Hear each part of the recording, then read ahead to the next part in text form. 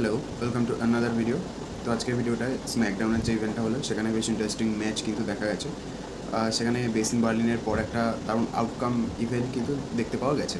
তো সোলো সিকোয়ার সেখানে ব্লাড লাইনের টিমের একটা ডমিনেন্স কিন্তু কোরিয়ার্সের ওপর, যেখানে নিক কল্টিসের একটা কিন্তু দারুণ ফ্যাসিনেটিং ডিসিশন সেখানে দেখা যায়।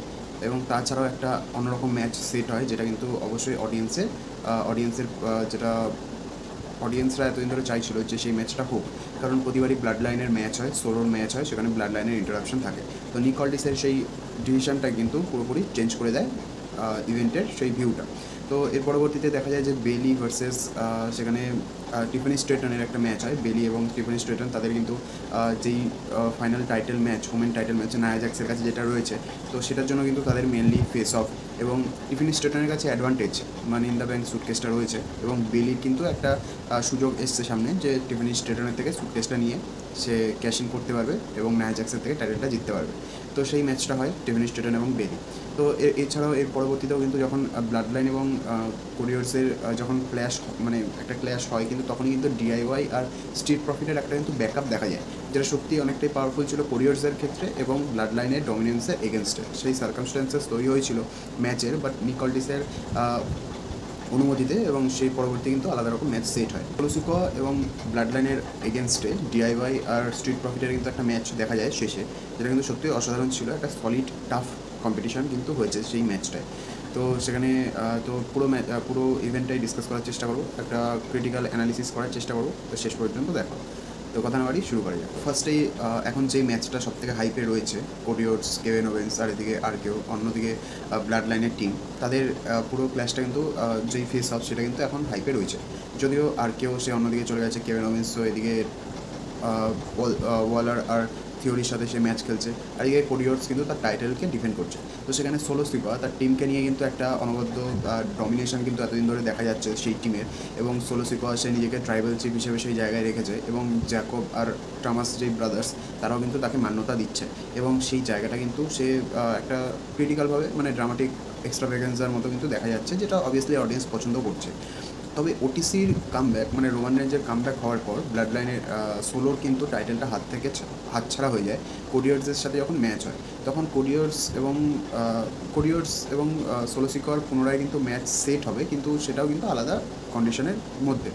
তো ব্লাড লাইনের টিমের মধ্যে ব্লাড লাইন প্রথমেই ডিক্লেয়ার করেছিল, ব্লাড লাইনের সোলো সিকোয়া প্রথমেই ডিক্লেয়ার করেছিল যে বেসিন বার্লিনে কোরিওর্স আর কেভেন ওভেন্সের মধ্যে যেই জিতবে তার সাথে কিন্তু সেই টাইটেল ম্যাচটা, যেই জিতবে সেই টাইটেল হোল্ডার এবং উইনার হবে। তো সেখান থেকে সেই চ্যাম্পিয়নের সাথে সে কিন্তু ম্যাচ খেলবে টাইটেলের জন্য।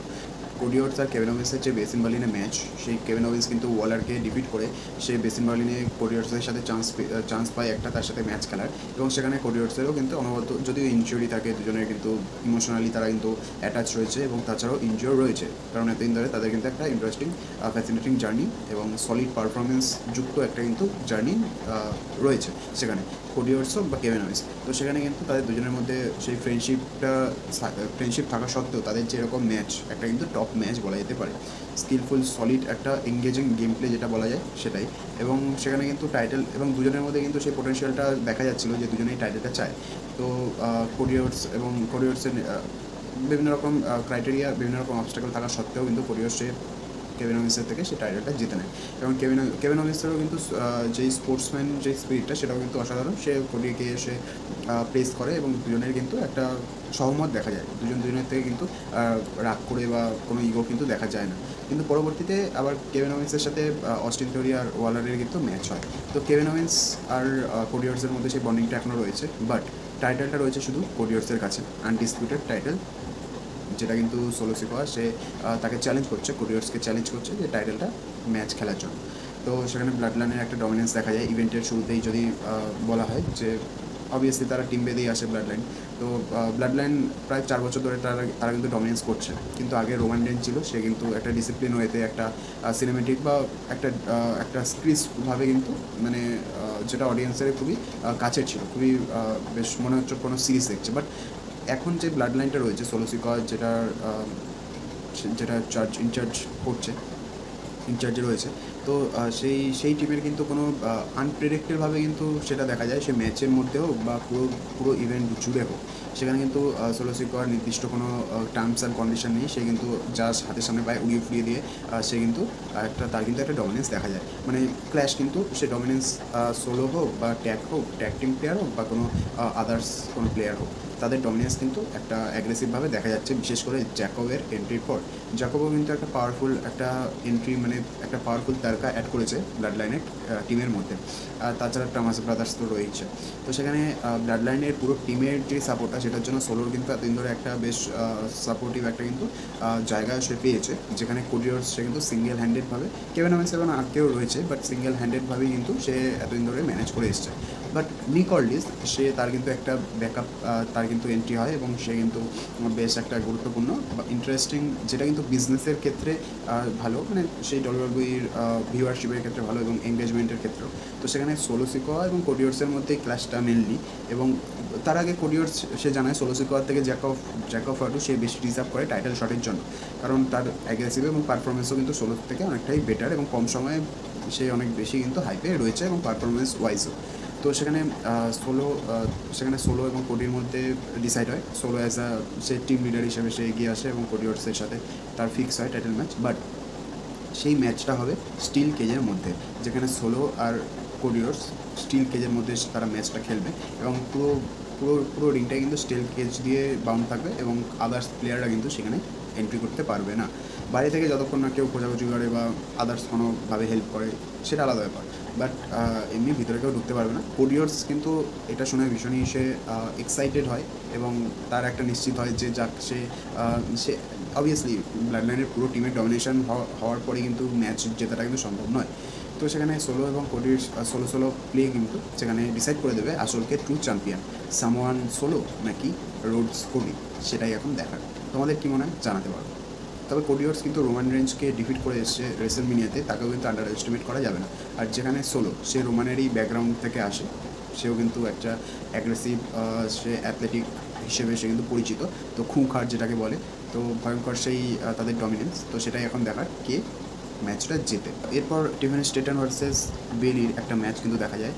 দুজনে কিন্তু অসাধারণ পারফরমেন্স দিয়েছে সেই ম্যাচটায় এবং দুজনের মধ্যেই কিন্তু সেই অনেকদিন ধরেই ক্ল্যাশটা চলছিল, যেখানে টিফেন স্টেটন ক্যাশ ইন করতেও গেছিলো, যেখানে নায়া জ্যাক্স মিচিনের একটা ম্যাচ হয় এবং সেখানে সে money in the bank cash in করে সে কিন্তু টাইটেলটা জেতার সে চেষ্টা করছিল। বাট নায়া জ্যাক্সের সাথে তার একটা বন্ডিং, সেখানে নায়া জ্যাক্সও সে বলছে কী করছে সে এখানে এসে, বা টিফিন হিসেবে পেছনে সরে যায়। বাট তো সেই মুহূর্তে কিন্তু বেলির একটা অ্যাটাক টিফিনের উপর দেখা যায়। তো তাছাড়াও মিচিন এবং নায়া জ্যাক্সের মধ্যে তো একটা ক্ল্যাশ চলছিল, আর এদিকে বেলি আর টিফিন স্টেটনের একটা কিন্তু স্কিলফুল অ্যাথলেটিক গেম প্লের ম্যাচ কিন্তু দেখা যায়। তবে বেলিকে দেখে অনেকটাই কিন্তু এক্সপিরিয়েন্সড, অবভিয়াসলি সে এক্সপিরিয়েন্সড বেশি টিফিন স্টেটনের থেকে, এবং তার মানি ইন দ্য ব্যাংক সুটকেস পাওয়ার বা সেটা অ্যাপ্লাই করার এক্সপিরিয়েন্সটাও বেশ কয়েকবার রয়েছে। বাট স্টিফেন স্টেটনের একটা প্লাস পয়েন্ট তার যেই ডিসিশন মেকিং এবং স্ট্র্যাটেজি বিল্ডিং, সেটা কিন্তু সত্যি মানে কম সময়ে অনেক বেশি কিন্তু কার্যকর, তার পক্ষে সুবিধাজনক সেটা প্রমাণ হয়েছে। তো সেখানে কিন্তু টিফিন স্টেটনও কিন্তু যথেষ্ট সে তার একটা সলিড গেম প্লে কিন্তু দেখা যায় বেলির এগেনস্টে। বাট বেলির যে ফিনিশারটা সত্যি মানে চমকে দেওয়ার মতো, অবভিয়াসলি এত বছরের এক্সপিরিয়েন্স টিফিন স্টেটনের থেকেও যত সম্ভব, তো সে ফিনিশার দিয়ে কিন্তু টিফিন স্টেটনকে ডিফিট করে দেয় এবং ম্যাচটা বেলি জিতে যায়। তবে সেখানে কিন্তু নায়া জ্যাক্স এবং মিচিনেরও কিন্তু নায়া জ্যাক্সেরও কিন্তু একটা ইন্টারাপশন দেখা যায় ম্যাচের মধ্যে, এবং নায়া জ্যাক্স সে ডিসাইড করে সে টিফিনিকে জিততে সাহায্য করবে। বাট সে এসে কিন্তু আরও উল্টোই হয়, বরং যদিও টিফিনির তার নিজের পারফরমেন্স ভালো ছিল এবং এতদিন ধরে একটা বিউটিফুল জার্নি তার রয়ে এসছে, তো সেখানে কিন্তু টিফিনি সে নিজের থেকেই অনেক ক্যাপেবল। বাট নায়া জ্যাক্সের একটা সাপোর্ট ছিল এবং ম্যাচটা জিততেও পারতো, বাট কোনো কারণে সে কিন্তু ম্যাচটা জেতে না এবং বেলি সে ম্যাচটা জিতে যায়। মেবি হয়তো এমআইটিভি সুটকেস তার থেকে চলে যাবে এবং সেই টাইটেল জেতার সুযোগটাও কিন্তু চলে যাবে, যেটা মেবি নায়া জ্যাক্স সে চাইছিল, হতেও পারে, কারণ নায়া জ্যাক্স সে চায় না টিফিনি স্টেটন তার থেকে টাইটেলটা নিয়ে নিক। আর যেখানে বেলিকে আগেও কিন্তু নায়া জ্যাক্স সে ডিফিট করে, তো সেখানে তার একটা কনফিডেন্স রয়েছে সে বেলি যদি এমআইটিভির সুটকেস নিয়েও নেয় তার কিন্তু একটা হারানোর সুযোগ রয়েছে এবং তার উপর সে কনফিডেন্স। বাট টিফিনির কিন্তু সে স্ট্র্যাটেজি ওয়াইজ বা তার কন্ট্রোল ওয়াইজ, তার গেম প্লে ওয়াইজ নায়া জ্যাক্সও কিন্তু সে বিশ্বাস করতে পারছে না এবং সে মেবি হয়তো চাইছিল বলেই সে ডিফিট হয়ে যায়, হতেও পারে। বাট পরবর্তীতে কিন্তু আরও যতটা পরবর্তী এপিসোডে কিন্তু আরও ক্লিয়ারলি সেটা বোঝা যাবে। তো গিওয়ানি ভিঞ্চি আর অ্যাপোলো ক্রুজের একটা ম্যাচ দেখা যায়। দুজনেই কিন্তু অ্যাপোলো ক্রুজের অলরেডি ব্যারন করবিনের সাথে ম্যাচ হয়ে রয়েছে এবং তার যেই অ্যাথলেটিক যেই গেম প্লে সেটা কিন্তু অনবদ্য, এবং তার জিমন্যাস্টিক যে স্ট্রাকচার সেটা দিয়ে তার অনেকটাই অ্যাডভান্টেজ দেখা গেছে তার ম্যাচের ক্ষেত্রে। বাট ব্যারন কর্বিনের সাথে খুব একটা কিন্তু ম্যাচ জিতেছে বলে মনে হয় না।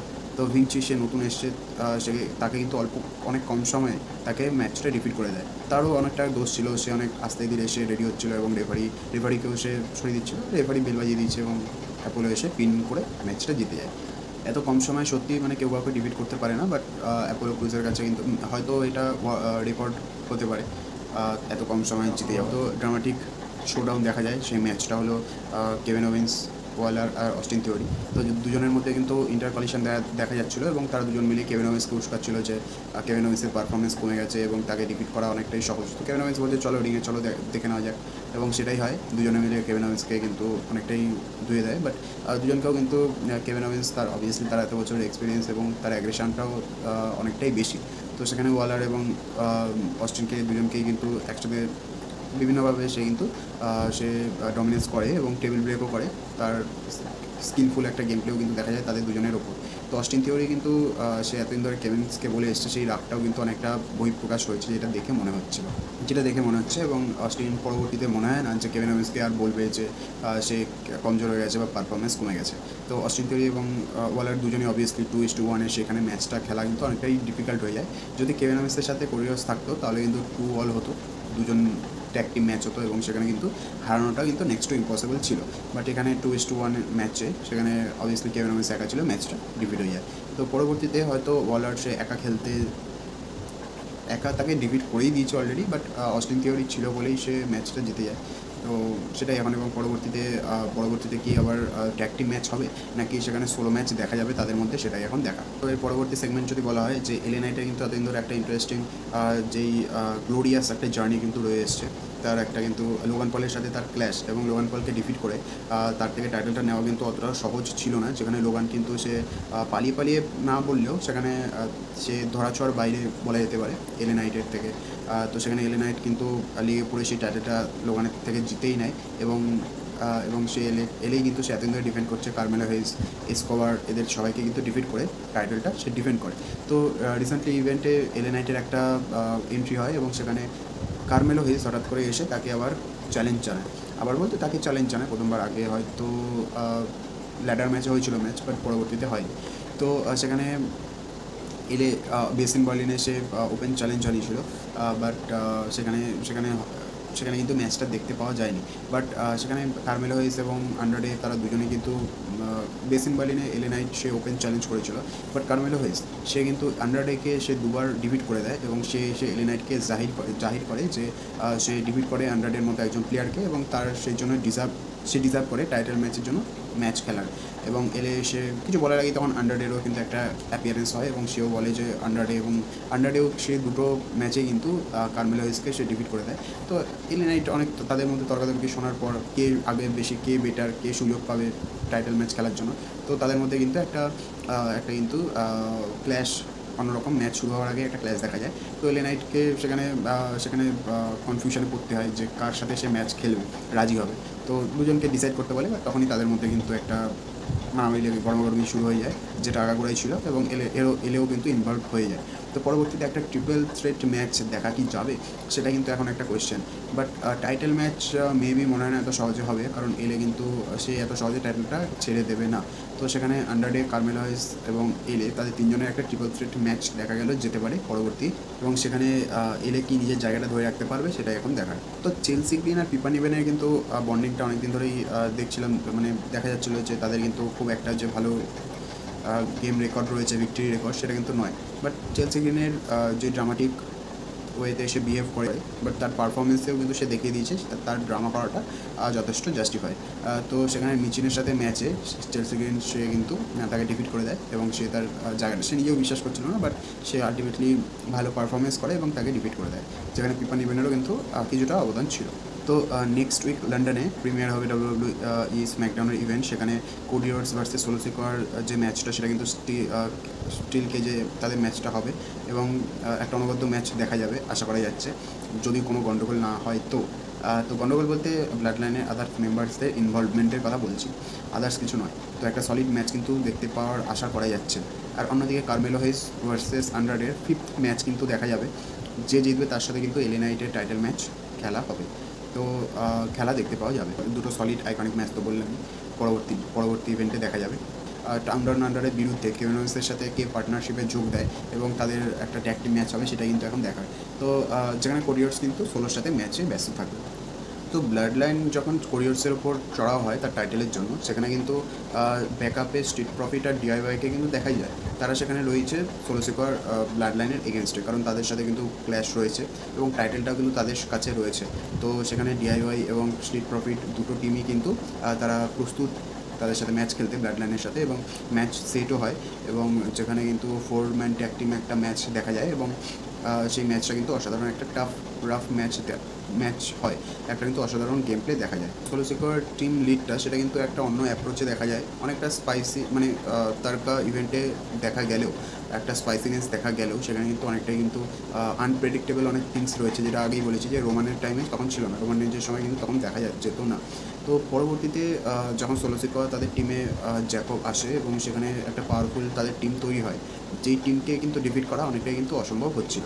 সেই টিমকে মনে হয় না কোনো টিম ডিফেন্ড করেছে বা ডমিনেট করেছে। তো ডিআইওয়াই এবং স্ট্রিট প্রফিট দুটো টিমই কিন্তু জবরদস্ত এবং টাফ টিম, এবং তারা সলিড গেম প্লে কিন্তু এতদিন ধরে খেলে এসছে। তো দুটো টিমের কিন্তু একটা ডমিনেন্স ব্লাড লাইনের ওপর যথেষ্ট প্রভাব এনেছিল। ব্লাড লাইন তারা কিন্তু শেষ মুহূর্তে জিতেই যায়, তাদের মেবি হয়তো তাদের গেম প্লের জন্য, তাদের ট্যাকটিক বা স্ট্র্যাটেজির জন্য। বাট সেখানে কিন্তু স্ট্রিট প্রফিট ডিআইওয়াই তাদেরও কিন্তু যথেষ্ট সুপার প্লেক্স, মনসল্ট, যথেষ্ট রকমের কিন্তু তাদের প্রচেষ্টা দেখা গেছিলো। ইভেন যেখানে ফিনিশারগুলো দেওয়ার সাথে সাথেই ম্যাচ ফিনিশ হয়ে যায় এবং ম্যাচের ডিক্লারেশন কিন্তু দেখা যায়। বাট এই ম্যাচটায় কিন্তু সেগুলো কিন্তু ওভারকাম বিয়ন্ডে চলে গেছিলো এবং কিছু কিছু ক্ষেত্রে সেই এক্সিডও করেছিল। স্ট্রিট প্রফিট এবং ডিআইওয়াইয়ের অনেকটাই জেতার সুযোগ ছিল, বাট সোলো সিকোয়ার সেটা কিন্তু ম্যাচটা নিয়ে নেয় এবং সেই ম্যাচটা জিতে কিন্তু সে অনেকটাই কিন্তু এগিয়ে যায় ট্যাগ টিম ম্যাচের ক্ষেত্রে। এবং সোলো সিকোয়ার ক্ষেত্রে সোলো সিকোয়ার কোরিয়ার্সের যে সোলো এবং কোরিয়ার্স যে ম্যাচটা হবে, সেখানে ব্লাড লাইনের আদার্স মেম্বাররা থাকবে না, সেখানেও কি একই কনফিডেন্সে খেলতে পারবে সেটাই এখন দেখার। মন্টেজ ফোর্ড এবং নাম Angelo Dawkins, Montez Ford, Street Profit, তারা কিন্তু যথেষ্ট ভালো পারফর্ম করেছিল। ইভেন জ্যাকবকেও কিন্তু তারা অনেক ডাউন করেছিল, ডমিনেট করেছিল, যেখানে জ্যাকব কিন্তু সহজে কিন্তু ডাউন হতে দেখা যায় না। তাদের অনবদ্য প্রচেষ্টা থাকা সত্ত্বেও তারা কিন্তু জিততে পারেনি, শেষে ব্লাড লাইনে কিন্তু ম্যাচটা জিতে যায়। তো সেটাই এখন তারা ট্যাগ টিম ম্যাচ তো জিতে যায়, কিন্তু সোলো কি তার সোলো ম্যাচে কোডিকে ডিফিট করতে পারবে এবং হতে পারবে আনডিসপিউটেড টাইটেল চ্যাম্পিয়ন, সেটাই এখন দেখা। তো এছাড়াও আন্ডারডে কার্মেলো হেইসের 5th ম্যাচ দেখা যাবে। তাছাড়া টিফিনে কিন্তু সে অনেকটাই ডিসঅ্যাপয়েন্ট রয়েছে নায়া জ্যাক্সের ওপর ভরসা করে, বাট মেবি হয়তো সেটা অন্যভাবে কাজে লাগতেও পারে। তো সেটাই এখন দেখার, পরবর্তী ইভেন্টে সেটা দেখা যাবে। তো নেক্সট উইকে কিন্তু আরও ইন্টারেস্টিংভাবে সেই ম্যাচগুলো দেখা যেতে চলেছে। তো ইভেন্টে এই ম্যাচগুলো দেখে আমার কিন্তু বেশ ভালো লেগেছে এবং অন্যরকম লেগেছে, বেশ ইন্টারেস্টিং লেগেছে, এবং অডিয়েন্স এনগেজমেন্ট, সেই ভিউয়ারশিপও কিন্তু যথেষ্ট ছিল, যেটা একদিক থেকে বিজনেসের ক্ষেত্রেও কিন্তু অনেকটাই ভালো বলতে গেলে। এন্টারটেনমেন্ট ভরপুর ম্যাচ দেখা যাবে, সেটাই আশা করা যাচ্ছে। তো এই ভিডিওটা এই পর্যন্তই, এবং পরবর্তীতে যেই আপডেটসগুলো সেগুলো দেওয়ার চেষ্টা করব এবং আরও ইন্টারেস্টিং ম্যাচের রিভিউ অ্যানালিসিস নিয়ে তোমাদের সামনে আনার চেষ্টা করব। তো এই ভিডিওটা এই পর্যন্তই। যদি ভালো লেগে থাকে অবশ্যই লাইক, শেয়ার, সাবস্ক্রাইব করতে ভুলো না। দেখা হচ্ছে পরবর্তী ভিডিওতে।